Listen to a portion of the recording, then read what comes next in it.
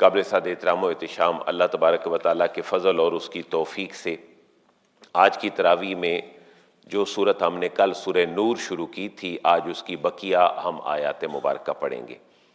اس کے علاوہ سورۃ الفرقان مکی ہے، یہ پوری سورہ مبارکہ آج ہم پڑھنے اور سننے کی سعادت حاصل کریں گے۔ ایک تیسری مکمل سورت جو سورۃ الشعراء ہے، یہ ہم انشاءاللہ مکمل سننے کی صلاحیت حاصل کریں گے۔ اور آج کا جو مکی اور مدنی امتزاج ہے، اس میں سورہ نور جو باقی رہتی ہے وہ مدنی ہے، اور سورۃ الفرقان اور سورۃ الشعراء یہ دونوں صورتیں جو ہیں یہ مکی ہیں۔ سورہ نمل بھی ہم شروع کریں گے، لیکن اس کا ایک آدھ رکوع پڑھیں گے، اس کے اوپر گفتگو انشاءاللہ کل کے ہمارے درس کے اندر زندگی رہی تو ہوگی۔ سورہ نور، نور کا معنی لائٹ اور روشنی ہے۔ اس سورہ مبارکہ میں اللہ تبارک و تعالیٰ کے نور کی مثال دی گئی ہے، اس غالب تذکرے کی وجہ سے اس کا نام سورہ نور ہے۔ اس کے علاوہ اس کے اندر وہ احکامات ہیں جو ہماری سوسائٹی کو نور اور جلا اور تازگی بخشتے ہیں۔ اس لیے میں نے کل ایک اماں عائشہ کی حدیث مبارکہ کوٹ کی تھی کہ حضور نے فرمایا کہ اپنی بچیوں کو سورہ نور سکھاؤ اور اپنے بچوں کو سورہ مائدہ سکھاؤ۔ بلکہ اگر آپ یوں سمجھیں کہ خارجہ پالیسی میل اور بچوں کا کام ہے، تو سورہ مائدہ کے اندر مسلم معاشرے اور مسلم سٹیٹ کی جو خارجہ پالیسی ہے اس کے مین کانٹینٹس بیان ہوئے ہیں۔ اور اگر داخلہ پالیسی کسی گھر کی، کسی معاشرے کی اور سٹیٹ کی دیکھنی ہو تو وہ سورہ نور کے اندر ہے، جو خواتین کے فرائض اور معاملات ہیں وہ اس کے اندر ذکر کر دیے گئے ہیں۔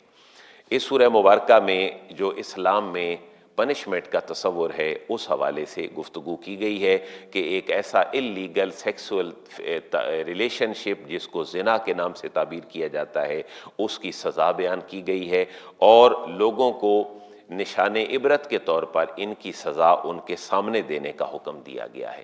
بظاہر اس طرح کی کڑی سزاؤں پہ مغرب اور جو دوسرے ممالک ہیں وہ اعتراض کرتے ہیں کہ اسلام کی سزائیں بڑی سخت ہیں، کہ چور چوری کرے تو ہاتھ کاٹ دو، ایک بندہ زنا کرے تو اس کو آپ 100 کوڑے مارو، وہ شادی شدہ ہو تو اس کو سٹوننگ اور رجم کر دو، کوئی ڈکیتی کرے تو ہاتھ پاؤں مخالف سمت میں کاٹ دو۔ یہ سزائیں بڑی سخت ہیں، لیکن اسلام کا ایک موقف ہے۔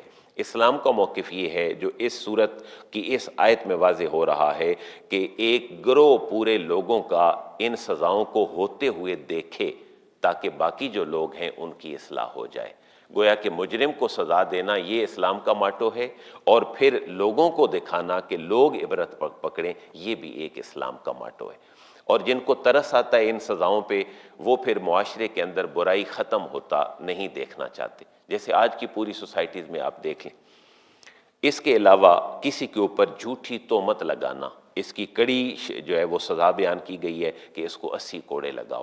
آپ یقین کریں مسلم سوسائٹیوں میں اگر باقی بڑے قانون تو بڑے ہیں نا، اگر یہی صرف نافذ ہو جائے تو کم از کم انسانوں کی زبانیں بند ہو جائیں، بغیر کسی تحقیق کے اپنی بدگمانی سے کسی کے بارے میں خیال قائم کر لینا اور پھر اس کے اوپر گفتگو شروع کر دینا، یہ ایک تہمت ہے، اور تہمت کی جو سزا ہے وہ شریعت مطہرہ میں 80 کوڑے بیان کی گئی ہے۔ سورہ نور کے اندر ہی یہ بات بھی موجود ہے کہ وہ لوگ جو بے حیائی کو پھیلتا دیکھنا چاہتے ہیں مسلم معاشروں کے اندر، کیونکہ ہے فی الذین آمنوا، باقی معاشروں کی اپنی پہچان ہے، لیکن مسلم معاشروں میں جو فحش اور گندے کاموں کی تشہیر اور پروموشن چاہتے ہیں، اس کو پسند کرتے ہیں، لہم عذاب علیم، ان کے لیے دردناک عذاب ہے۔ اس چیز کو ہمیں اپنے سوشل میڈیا کنٹینٹس کے حوالے سے بھی دیکھنا چاہیے۔ آج ہم کون سی چیز فارورڈ کر رہے ہیں، کون سی چیز شیئر کر رہے ہیں، کس چیز کو ہم پروموٹ کر رہے ہیں، کہیں ہم اس آیت مبارکہ کے ضمن میں تو نہیں آ رہے۔ اس کو آپ نے پڑھنا ہے، سورہ نور کی آیت نمبر 19 ہے۔ کسی برائی اور بے حیائی کو پھیلانے کا ہم سبب نہ بنے۔ آپ غور کر لیں، ایک ایسی ویڈیو، ایک ایسا کنٹینٹ جو کہ غیر اخلاقی ہے وہ ہمارے پاس آیا، ہم نے محبت میں مذاق میں اپنے کسی بیسٹ فرینڈ جگری دوست کو مزاح کے لیے ہی بھیج دیا، تو اس برائی کی پروموشن کا ہم سبب بنے۔ وہ آگے 10 کو بھیجے گا تو اس کی جڑ میں ہوں، وہ آگے 20 کو بھیجیں گے تو اس کی جڑ ایک شخص ہے جس نے بھیجا ہے۔ اس لیے انتہائی احتیاط، بلکہ میں تو گزارش کرتا ہوں کہ جو دینی کنٹینٹ ہے وہ بھی تحقیق کے بغیر نہیں بھیجنا چاہیے۔ ہمارے ہاں یہ بھی ہے کہ برکت کے لیے 150 میسج ہم روزانہ جڑ دیتے ہیں۔ آیات کیسی لکھی ہوئی ہیں، ان کا مفہوم کیا ہے، لوگ اس سے تشریح اور تعبیر کیا لے رہے ہیں، ہمیں اس بارے میں بھی انتہائی احتیاط سے کام لینا چاہیے۔ برا کنٹینٹ تو بالکل غلط ہے، لیکن اچھا کنٹینٹ بھی کم از کم انتہائی تحقیق کے ساتھ ہمیں آگے فارورڈ کرنا چاہیے۔ اس کے علاوہ شیطان کی پیروی کی ممانعت کی گئی ہے۔ سیدنا صدیق اکبر رضی اللہ تعالیٰ عنہ ایک شخص کو کوئی روزینہ اور ماہانہ خرچہ دیتے تھے۔ نبی پاک علیہ الصلوۃ والسلام کی بیوی ہماری ماں اور حضرت ابوبکر صدیق کی بیٹی حضرت عائشہ پہ تہمت لگی۔ تہمت لگانے والوں میں اور تہمت کو اون کرنے والوں میں کسی نہ کسی طریقے سے اس شخص کا کردار بھی انوالو ہو گیا، ڈاؤٹ فل ہے ہو گیا وہ بھی۔ حضرت ابوبکر صدیق رضی اللہ تعالیٰ عنہ نے ان کا وہ روزینہ بند کر دیا۔ اللہ تبارک و تعالیٰ نے فرمایا کہ جو صاحب استطاعت لوگ ہیں ان کو، لوگوں کو جو ڈیو ہے کچھ لینا دینا، اس کو کسی چھوٹی سی بات کی وجہ سے روکنا نہیں چاہیے۔ اس لیے جن کو اللہ نے نوازا ہے وہ دینے میں چھوٹی چھوٹی جو باتیں ہیں ان سے درگزر اور اگنور کر کے دینے کے عمل کو جاری رکھیں۔ اس کے علاوہ اس سورہ مبارکہ میں ایمان والوں کو حکم دیا گیا ہے کہ کسی کے گھر میں داخل نہ ہو یہاں تک کہ اندر سے اجازت نہ مل جائے، اور جو اس کے رہنے والے ہیں ان کو تم سلام نہ کر لو۔ تو یہ چھوٹے چھوٹے احکامات ہیں۔ خواتین گھر میں ہوتی ہیں، اجازت لی جانا اور پھر پورا انٹروڈکشن ہونا، یہ اللہ تبارک و تعالیٰ نے اس سورہ مبارکہ میں فرمایا۔ فَإِن لَّمْ تَجِدُوا فِيهَا أَحَدًا، اگر گھر میں کسی کو نہ پاؤ، جس گھر میں تم گئے ہو، تم نے دستک دی، اندر کسی کو نہ پاؤ تو اندر داخل نہ ہو، اور اگر تمہیں کہا جائے کہ واپس چلے جاؤ تو تم واپس چلے جاؤ، اس چیز کو برا محسوس نہ کرو۔ ہمیں اس چیز کو اپنے موبائل کے یوزیج کے اوپر بھی اپلائی کرنا چاہیے۔ ہم کسی کو فون کریں، اٹینڈ نہیں ہوتا، ہمیں ناراض نہیں ہونا چاہیے۔ 3 دفعہ تو نبی پاک علیہ الصلوۃ والسلام کی بھی سنت، آپ اجازت مانگیں نہیں ملی، پھر اجازت مانگیں نہیں ملی، پھر اجازت مانگیں نہیں ملی، واپس چلے جائیں اور برا محسوس نہ کریں۔ یہ ان چیزوں کو ہم اپنی روزمرہ چیزوں کے اوپر بھی اپلائی کریں۔ اور مومن مرد اور مومن عورتوں کو برائی سے بچنے کے لیے یہ کہا گیا ہے اپنی نگاہیں نیچی رکھیں اور اپنی شرمگاہوں کی حفاظت کریں۔ یہ جو برائی کا تصور ہے اس کی جو ابتدا ہے وہ آنکھ کے ذریعے سے ہے، خیال کے ذریعے سے ہے، اور پھر اس کے اوپر پریکٹیکل ہونا ہے۔ مردوں کو 2 حکم ہیں، نگاہیں نیچی رکھو، شرمگاہوں کی حفاظت کرو، اور عورتوں کو حکم ہے نگاہیں نیچی رکھو، شرمگاہوں کی حفاظت کرو، اور اپنی زیب و زینت کو ظاہر نہ کرو، اور جو تمہارے اپنے سینے اور گلے ہیں ان کے اوپر اپنی چادریں اڑا دو، اپنی زینت ظاہر نہ کرو، مگر صرف شوہر کے سامنے کر سکتی ہو، اپنے باپ کے سامنے کر سکتی ہو، اپنے شوہر کے باپ کے سامنے کر سکتی ہو، اپنے بیٹے کے سامنے کر سکتی ہو، اپنے شوہر کا کوئی بیٹا جو پچھلی اس کی بیوی سے ہے اور تمہاری سیکنڈ میرج ہے اس سے کر سکتی ہو، اپنے بھائی کے بیٹے، اور یہ کچھ رشتے ہیں جن کے سامنے عورت اپنے ایک ریلیکس موڈ میں گھر میں رہ سکتی ہے۔ جیسے ہماری مائیں بہنیں کوئی دوپٹہ گلے میں ڈال دیا تو گھر میں باپ بھائی بیٹھے ہیں، شریعت میں اس کی اجازت ہے، لیکن باقی اپنے معاملات میں شریعت مطہرہ نے اس کے اوپر پابندی لگائی ہے، حتیٰ کہ گھر میں آنے جانے والے روٹین میٹر کے ہمارے سو کال چاچا ماما انکل وغیرہ، ان سے بھی عورت کو پردہ کرنا ضروری ہے۔ اور اس کے علاوہ وہ بچے کہ جن کو ابھی یہ احساس نہیں ہے کہ عورت کی بلوغت کیا ہوتی ہے یا سیکس کیا ہوتا ہے، ان بچوں کے حوالے سے قرآن نے استثنائی بات کی ہے۔ اور ایک بات جس کی طرف ہمیں اپنی بیٹیوں بچیوں کو توجہ دلانی چاہیے وہ یہ ہے وَلَا يَضْرِبْنَ بِأَرْجُلِهِنَّ لِيُعْلَمَ مَا يُخْفِينَ مِنْ زِينَتِهِنَّ، عورت ایسے چلے کہ اس کے چلنے سے آواز پیدا ہو، جیسے جوتے آج کل ایسے ہیں کہ جن سے آواز پیدا ہوتی ہے۔ قرآن مجید فرقان حمید نے کہا عورت کو اس چیز سے جو ہے وہ تھوڑا سا رکنا چاہیے۔ نکاح کی پروموشن کی گئی ہے کہ بیوہ عورتیں گھر میں نہ بیٹھیں بلکہ کوشش کریں کہ ان کا نکاح کر دیا جائے، اور اگر کسی کو یہ خوف ہو کہ میں نکاح کروں گی یا کروں گا تو خرچے کیسے پیدا ہوں گے، پورے کیسے ہوں گے، ایک چھوٹی سی آیت کا جملہ سنیں، اِن یکونوا فقراء، اگر یہ لوگ فقیر ہوں اور نکاح نہ کر رہے ہوں تو ان کو چاہیے کہ نکاح کر لیں۔ اگلا ترجمہ آپ نے کرنا ہے یغنیہم اللہ من فضلہ، اللہ تعالیٰ اپنے فضل سے ان کو غنی کر دے گا۔ دیکھیں ایک اچھی چیز کی پروموشن کے لیے قرآن نے کتنی کمال بات کی ہے۔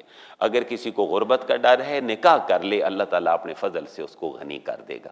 آپ جانتے ہیں ہمارے بچپن میں آپ بھی سنتے ہیں بزرگوں سے کہ بیوی بچے اپنا رزق، یہ اسی آیت مبارکہ کا ایک جھٹکا سا ترجمہ ہے کہ اس غربت سے نہ ڈرو بلکہ اللہ تبارک و تعالیٰ خود ہی تمہیں جو ہے وہ غنی کر دے گا۔ اسی سورہ نور کے اندر مسلم معاشرے کی جان یہ ہے کہ اللہ کی اطاعت کی جائے اور اس کے رسول مکرم کی اطاعت کی جائے۔ اور اللہ تعالیٰ نے وعدہ فرمایا ہے ایمان والوں سے کہ جو ایمان لے آئیں گے اور نیک اعمال کریں گے تو اللہ تعالیٰ ان کو زمین کے اندر خلافت اور اقتدار ضرور عطا فرمائے گا۔ آج غور کریں، بدماشوں کی طرح یہود و نصارہ اور ہنود دندناتے پھر رہے ہیں دنیا میں، ان ریسٹ کریٹ کرنے کے علاوہ اور پیس کو ختم کرنے کے علاوہ اس دنیا کے بڑے ممالک کے بڑے حکمرانوں کا کوئی ایجنڈا نہیں۔ اللہ تعالیٰ نے کتنا پیارا وعدہ فرمایا ہے، ایمان لے آؤ، اعمال صالح کرو اور تمہیں زمین میں خلافت اور اقتدار دینا۔ اللہ فرما رہا ہے یہ میری ذمہ داری ہے۔ اس صورت کی انتہائی پیاری آیات چند ایک ہیں، خصوصاً 58، 59 اور 60 اور 61 ایوری ڈے ہمارے گھر کی ضرورت ہیں یہ 3-4 آیات۔ اے ایمان والو، تمہاری پرائیویٹ لائف میں جب تم ہسبینڈ اور وائف بھی اپنے رومز کے اندر ہوں تو اس وقت تمہارے پاس تمہارے نابالغ بچے نہ آئیں۔ بالغ تو ویسے ہی نہ آئیں، نابالغ بھی نہ آئیں، جو انوسینٹ بچے ہیں۔ 3 اوقات جو مردوں اور عورتوں میاں بیوی کے سونے کے ہیں، من قبل صلاۃ الفجر، فجر سے پہلے، وحین تدعون ثیابکم من الظہیرہ، زور کے وقت جب انسان قیلولہ کرتا ہے، ومن بعد صلاۃ العشاء، اور کب؟ آفٹر عشاء۔ یہ سونے کے اوقات ہیں۔ ان میں ماں باپ کس پوسچر کے اندر ہوں گے، ان کا کیا سٹائل ہوگا پرائیویٹ لائف کا، لہذا چھوٹے بچے جو انوسینٹ مائنڈ ہیں وہ ان کے پاس نہ جائیں، تاکہ یہ اپنے ماں باپ کو کسی ایسے پوسچر میں اگر دیکھ لیں کہ جو بظاہر ان کے نزدیک ایک نیا ہو تو کل یہ بھی کام کریں گے تو لوگ کیا کہیں گے، بچے آج کل کے تیز ہو گئے ہیں۔ حالانکہ بچے تیز نہیں ہوئے، بچوں کو وہ سکھایا گیا جو ماں باپ نے ان کے سامنے کیا۔ یہ ایک ایسا عمل ہے، پوائزن ہے، سلو، کہ جس سے ہمارے بچے خراب ہو جاتے ہیں۔ اگر چھوٹی عمر میں بچے کوئی ایسی ایکٹیویٹیز میں پڑ جائیں جیسے میاں بیوی کرتے ہیں تو یقیناً انہوں نے کس کو دیکھا ہے؟ اپنے پیرنٹس کو دیکھا ہے۔ تو قرآن مجید نے بڑی پیارے انداز میں اس کی جو ہے وہ اصلاح فرمائی۔ اور جب بچے بالغ ہو جائیں تو پھر تو انہیں ضرور اجازت لے کے آنا چاہیے۔ اور وہ عورتیں جو نکاح کا اب ارادہ اور امید نہیں رکھتی، انتہائی بوڑھی ہو گئی ہیں، تو فلیس علیہن جناح، ان کے اوپر کوئی گناہ نہیں ہے، ان یدعن ثیابہن غیر متبرجات بزینہ، جیسے ہمارے گھر میں دادی اماں، نانی اماں، ماں جی بڑھاپے میں کو سر پہ دوپٹہ کیا کبھی نہ کیا، وائٹ بال نظر آ رہے ہیں، اللہ فرما رہے ہیں ان میں کوئی حرج نہیں ہے ایسی خاتون کے لیے۔ اور پھر گھروں کے اندر کھانا پینا اپنے قرآن مجید نے اجازت دی ہے کہ خصوصاً جو ہے وہ تم اپنے باپ کے گھر سے کھانا بلا جھجک کھا سکتے ہو۔ فیملیاں الگ ہو جاتی ہیں نا جب بچوں کے نکاح ہو جاتے ہیں، اپنے باپ کے گھر بلا جھجک جا کے کھانا کھاؤ، اپنی ماؤں کے گھر میں بھی بلا جھجک جا کے کھانا کھاؤ۔ کیا مطلب؟ یہ ایک وہ فیملی لائف کا تصور ہے جو کلیکٹیو بھی ہے اور انڈیویجول بھی ہے۔ اگر آپ مجھ سے سوال کریں اسلام کس طرح کے ہوم سٹرکچر کو چاہتا ہے کہ جوائنٹ فیملی ہو یا انڈیویجول ہو، قرآن دونوں طرح کی بات کو پسند کرتا ہے۔ اگر آپ کے پاس وسائل ہیں تو سب سے بہتر یہ ہے کہ بچے کی شادی کریں، اس کو اپنے پاؤں پہ کھڑا ہو گیا اس کو بالکل الگ کر دیں، اب وہ آئے گا باپ کے گھر، کھائے، اللہ فرما رہے خوشی سے کھائے۔ حالات اگر ٹھیک نہ ہو تو پھر جوائنٹ فیملی کا بھی اسلام میں اجازت نامہ موجود ہے۔ ان آیات مبارکہ کو ذرا آپ خود دیکھ لیجئے گا۔ اس کے بعد آج ہم سورۃ الفرقان بھی پڑھیں گے۔ سورۃ الفرقان مکی ہے۔ فرقان کیا ہے؟ ایک ایسا کرائیٹیریا حق اور باطل کے درمیان جس کے اندر بڑے کھلے کھلے اللہ تبارک و تعالیٰ نے احکامات بیان کر دیے ہیں۔ اور کفر و شرک کو اور اہل کتاب کے کفر و شرک کو اللہ تعالیٰ نے بڑے آڑے ہاتھوں لیا ہے۔ تبارک الذی نزل الفرقان، برکت والی ہے وہ ذات جس نے فرقان نازل کیا۔ فرقان قرآن مجید کا ایک نام ہے جس کا معنی ہے جو اس میں بیان کیا گیا کہ کرو وہ حق ہے، جس سے روکا گیا وہ باطل ہے، یہی حق و باطل کے درمیان فرق ہے۔ اور وہ اللہ ہے کہ جو زمین و آسمان کا مالک ہے، وَلَمْ يَتَّخِذْ وَلَدًا، جس نے کوئی بچہ نہیں بنایا اپنا۔ مشرکین بھی فرشتوں کو اللہ کی بیٹیاں کہتے تھے، اور یہودی بھی حضرت عزیر کو اللہ کا بیٹا کہتے تھے، عیسائی حضرت عیسیٰ کو اللہ کا بیٹا کہتے تھے۔ ان تینوں مذاہب کا کلا کما کرنے کے لیے فرمایا اللہ وہ ہے جس کی کوئی اولاد نہیں۔ اگلا ترجمہ آپ نے کرنا ہے وَلَمْ يَكُنْ لَهُ شَرِيكٌ فِي الْمُلْكِ، اس کی ملکیت اور کائنات کا نظام چلانے میں کوئی اس کا شریک نہیں ہے۔ اور انہوں نے وہ خدا بنا لیے ہیں لا یخلقون شیئا، جو کسی چیز کو پیدا ہی نہیں کر سکتے بلکہ وہ ہم یخلقون، وہ خود پیدا کیے گئے ہیں۔ آج انہی کو ہی انہوں نے خدائیت کے میں جو ہے وہ شریک کر لیا ہے۔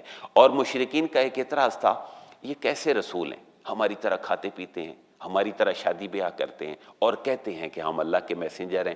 ہمارے اوپر کوئی ایسا بڑا فرشتہ کیوں نہیں آ جاتا جس کا کلیم محمد صلی اللہ علیہ وسلم کرتے ہیں کہ کوئی بڑا فرشتہ آتا؟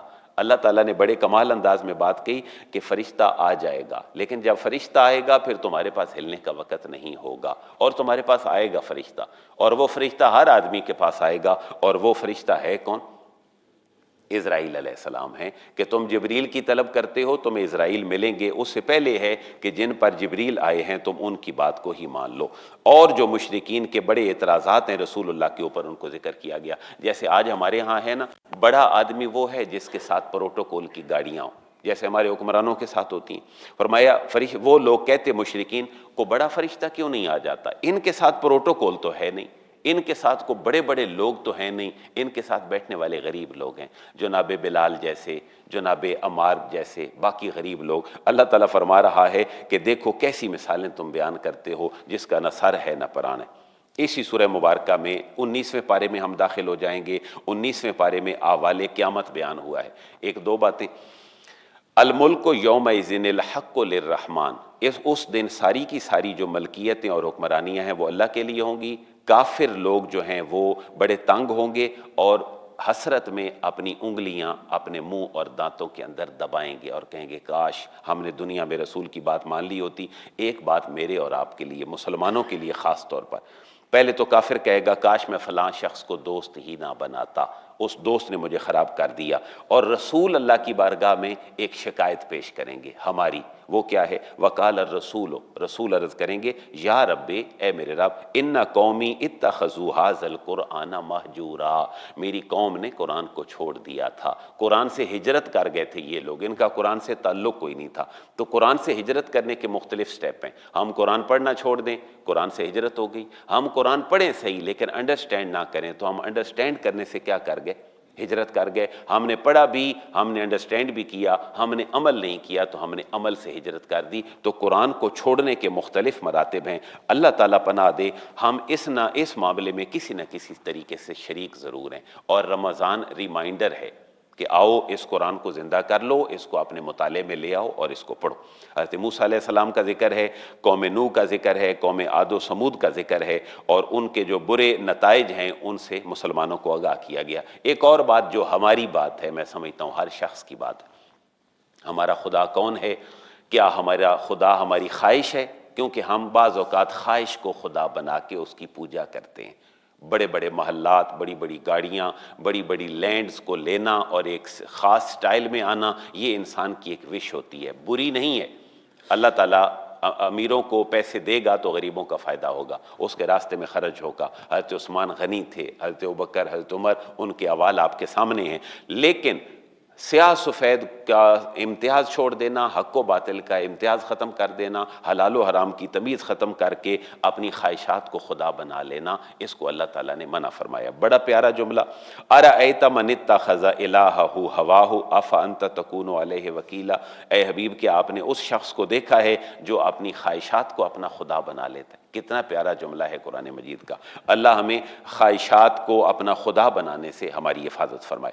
اللہ وہ ہے جس نے رات کو لباس بنایا، اللہ وہ ہے جس نے دن کو اٹھنے کا معاملہ کیا، اللہ وہ ہے جس نے آندھیاں، طوفان اور بارشیں برسائیں تاکہ مردہ زمینیں زندہ ہو جائیں، اللہ وہ ہے جس نے دو سمندروں کو دو کلر والے ہیں، دو ذائقے والے ہیں لیکن ان کو ملنے سے بچایا، ھذا عذب فرات، یہ میٹھا ہے، وھذا ملح اجاج، اور یہ نمکین ہے، اور یہ دنیا میں آج اس وقت میں ہم اس کا مشاہدہ کر سکتے ہیں کہ اللہ تعالیٰ کی اس قدرت کو جو 1450 سال پہلے قرآن میں بیان ہوئی ہے، آج پریکٹیکل ہم سوشل میڈیا، یوٹیوب کے ذریعے ہم دیکھ سکتے ہیں۔ اللہ نے ہمارے رشتے بنائے، کچھ نسبی کچھ سسرالی، ان کی نعمت کا اللہ تبارک و تعالیٰ نے اس سورہ مبارکہ میں ذکر کیا۔ آج کی آیت میں ہم سجدہ بھی پڑھیں گے۔ میں نے عرض کیا تھا ہم سجدہ کیوں کرتے ہیں؟ یا تو اس آیت میں سجدے کا حکم ہوتا ہے، یا اس آیت میں ان لوگوں کا ذکر ہوتا ہے جو سجدہ کرتے ہیں، یا ان کا ہوتا ہے جو سجدہ نہیں کرتے تھے۔ تینوں صورتوں میں ہمیں حکم ہے سجدہ کرو تاکہ اللہ ہم سے راضی ہو جائے۔ اس صورت کا نام فرقان ہے۔ اللہ تعالیٰ کے نیک بندوں کی صفات بیان ہوئی ہیں۔ کون ہے اللہ کے نیک بندے؟ زمین پر نرمی سے چلتے ہیں، جاہلوں کے لیول پر آ کر جواب نہیں دیتے، راتوں کو قیام کرتے ہیں اللہ کے حضور، اور دوزخ سے دوری کا جو ہے وہ دعا مانگتے ہیں۔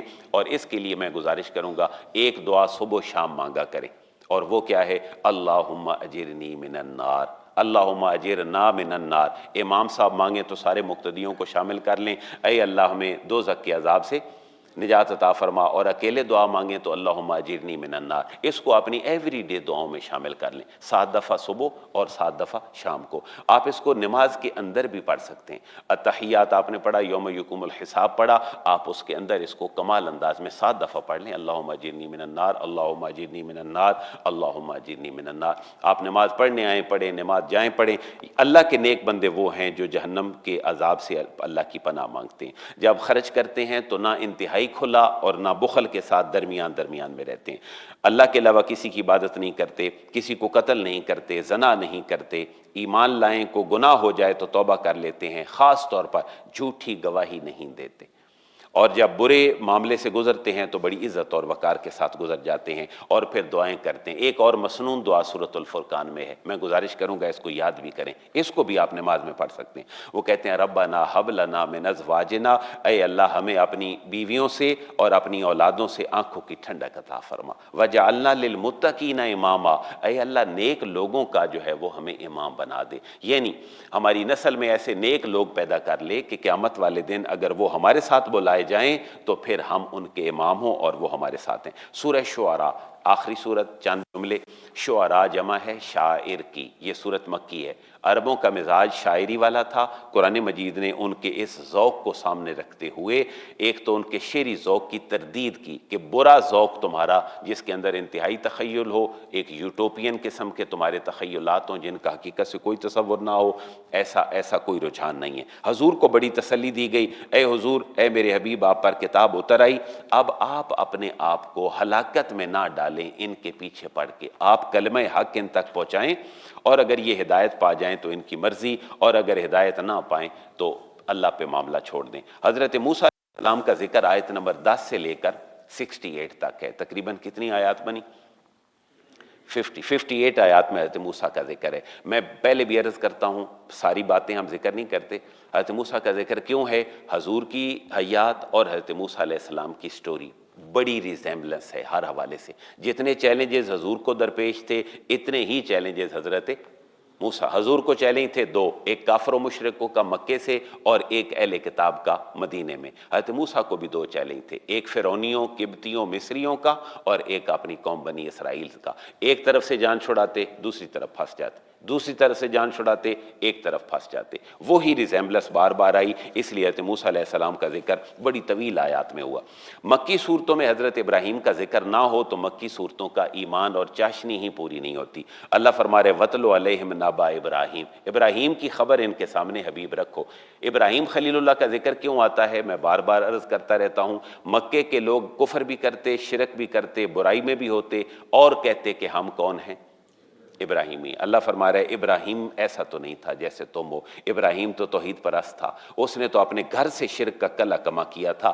وہی بات جو سورہ انبیاء میں گزری بالکل وہاں بھی ہے۔ حضرت ابراہیم نے کہا تم کیا کرتے ہو؟ قوم کہنے لگی نعبد اصناما، ہم بتوں کی پوجا کرتے ہیں، فنظل لہا عاکفین، اور ہم ان کے آگے اعتکاف کی حالت میں بیٹھے رہتے ہیں۔ حضرت ابراہیم نے اپنی توحید پرستی بیان کی، جب میں بیمار ہوتا ہوں تو وہ مجھے شفا دیتا ہے، میرا اللہ وہ ہے جو زندگی اور حیات دیتا ہے، میرا اللہ وہ ہے جس سے میں بخشش مانگتا ہوں، اے اللہ مجھے حکمت عطا فرما اور صالحین کے ساتھ جو ہے وہ میرا انجام فرما۔ حضرت نوح علیہ السلام کا ذکر ہے، حضرت ہود علیہ السلام کا 18 آیات میں ذکر ہے، حضرت لوط علیہ السلام کا تقریباً 16-17 آیات میں ذکر ہے، حضرت شعیب علیہ السلام کا ذکر ہے، اور ان میں سے ہر ایک کے ذکر میں دو باتیں مد نظر رکھی گئی ہیں۔ انہوں نے جب بھی اپنی قوم کو کہا کہ ہماری طرف آ جاؤ، ہم تم سے کچھ بھی نہیں مانگتے، تو قوم کا ریسپانس یہ تھا کہ تمہاری عقل کام نہیں کرتی، معاذ اللہ تم اپنے حواس کھو بیٹھے ہو، تم ہمیں کس چیز کا حکم دیتے ہو؟ ہم نے اپنے آباء و اجداد کو تو ایسا نہیں پایا تھا جیسے اے شعیب تم کہتے ہو، ہود تم کہتے ہو،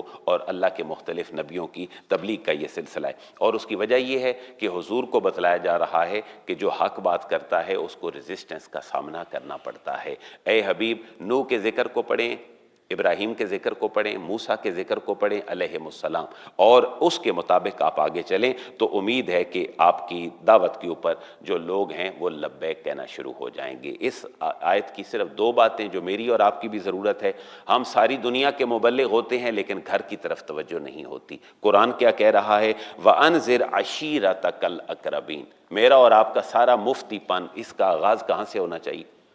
اپنے گھر سے ہونا چاہیے۔ اپنے بچوں کو پیار سے دین کی طرف راغب کریں۔ نماز پڑھانا تو ایسا فریضہ ہے جس میں والدین کو حکمت سے 100% رزلٹ لینے چاہیے۔ اپنے بچوں کو پیار محبت میں نماز پڑھائیں۔ چلیں فی الحال مسجد نہیں آتے تو گھر میں ہی اٹھا دیں۔ نبی پاک صلی اللہ علیہ وسلم سے یہ بھی ایک طریقہ ثابت ہے، آپ کی ازواج نہ اٹھتیں یا کوئی اور بندہ نہ اٹھتا تو پانی پھینکنا چہروں کے اوپر سوتے ہوئے، یہ بھی نبی پاک علیہ السلام کی سنت مبارکہ ہے۔ تو مزاح مزاح میں، ڈنڈے سے نہیں، سوٹے سے نہیں، ڈانٹ ڈپٹ کے ساتھ نہیں، بلکہ مزاح مزاح میں ان کو اٹھائیں اور نماز کے ساتھ اپنے ساتھ رکھیں۔ یہ سب سے پہلی ایک سیڑھی ہے جو ہم نے اپنے بچوں کو نیکی کی طرف لانا ہے۔ اور شعراء کی مذمت کی گئی ہے، وَالشُّعَرَاءُ يَتَّبِعُهُمُ الْغَاوُونَ۔ شعراء تو اندھی وادیوں میں پھرتے رہتے ہیں۔ ایسا شعر جس کا نہ سر نہ پاؤں، تو کیا سارے شعر ہی خراب ہیں؟ نہیں، ایسا نہیں ہے۔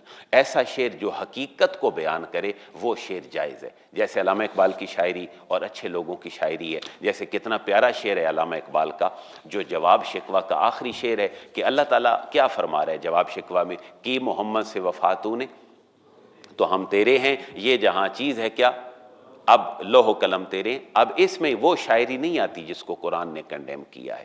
جس شاعری کے اندر حکمت ہو اور لاجک ہو اور اچھی بات ہو وہ شاعری پسند ہے۔ حضور نے اس کی تحسین بھی فرمائی ہے۔ حضور نے ایک جاہلی شاعر کا شعر سنا جس کے اندر اس کائنات کے خالق کی بات کی گئی تھی، تو حضور نے فرمایا کچھ شعر ہوتے ہیں جو بڑی حکمت والے ہوتے ہیں۔ تو اللہ تعالیٰ میں سمجھ عطا فرمائے اور قرآن پہ عمل کی توفیق نصیب فرمائے۔